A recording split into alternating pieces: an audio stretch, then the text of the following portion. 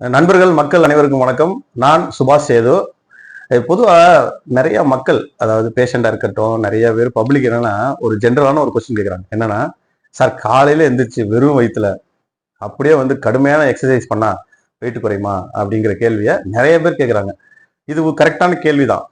இது நல்ல டவுட்டும் கூட. ஏன்னா வெயிட் குறையிறதுக்காக சாப்பிடாம கொள்ளாம காலையில எந்திரிச்சோட கடுமையான பயிற்சி பண்ணா எல்லாம் ஃபுல்லா ஃபிட்னஸ் கிடைச்சிரும் அப்படின்னு நினைக்கிறாங்க. அதனால என்ன நடக்குதுன்னு தெரியுமா? நிறைய இறப்புகள் ஏற்படுது. எக்ஸசைஸ் பண்ணோடனே எனர்ஜி லாஸ் ஆகி அப்படியே ஸ்பாட் அவுட் ஆயிடுறாங்க பார்த்தீங்களா? அதுக்கு காரணம் அதுதான். ஸோ ஒரு எனர்ஜி தேவை. காலையில எந்திரிச்சு வெறும் வயிற்றுல செய்யக்கூடாது. இதுதான் ஆன்சர். அதுக்கு ஏன் அப்படிங்கிற ஒரு கேள்வி வரும். ஏன்னா எக்ஸசைஸுங்கிறது நம்ம உடம்புல இருக்கக்கூடிய எனர்ஜியை ஃபுல்லா யூஸ் பண்ணி அது மூலமா மசிலை ஃபிட்னஸ் பண்றோம், டைட்னஸ் கொடுக்குறோம். அப்ப எனர்ஜி ஃபேக்டரின்னு நம்ம உடம்புல இருக்கு. ஏற்கனவே நமக்கு ஜென்ரல் சோர்ஸுக்காக தூங்கினாலுமே எனர்ஜி நமக்கு வேஸ்ட் ஆயிட்டு இருக்கும். அதுக்காக ஒரு ரிசர்வ் பேக்கப் உடம்பு வச்சிருக்கு.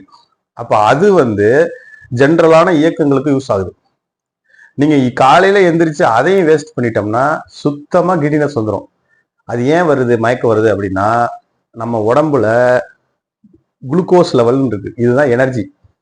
அதாவது நம்ம உடம்புல இருக்கக்கூடிய சுகர், நம்ம சாப்பிட்றது எல்லாமே குளுக்கோஸா மாறி எனர்ஜியா மாறுது.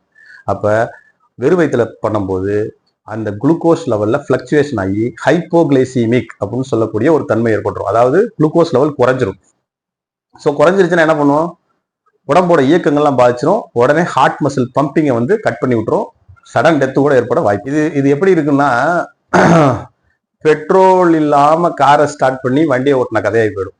ஸோ இதுதான் பாயிண்ட்டு. அதனால இதை கேர்ஃபுல்லா டீல் பண்ணுங்க இந்த எக்ஸசைஸ் ஏரியாவை. இதே போல ஒரு யூஸ்ஃபுல்லான வீடியோவில் சந்திப்போம். இது யாருக்காவது பிரயோஜனமா இருந்துச்சுன்னா ஷேர் பண்ணி விடுங்க. நன்றி, வணக்கம்.